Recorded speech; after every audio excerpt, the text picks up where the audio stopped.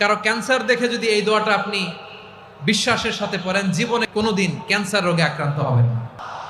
অনেক সময় এমন হয়, হঠাৎ বিপদের সম্মুখীন হই আমরা, রেডি হয়ে বের হয়েছে অফিসে, হঠাৎ অ্যাক্সিডেন্টে পড়ে যাই, হঠাৎ পেটের ব্যথায় অজ্ঞান, এরকম হয় না?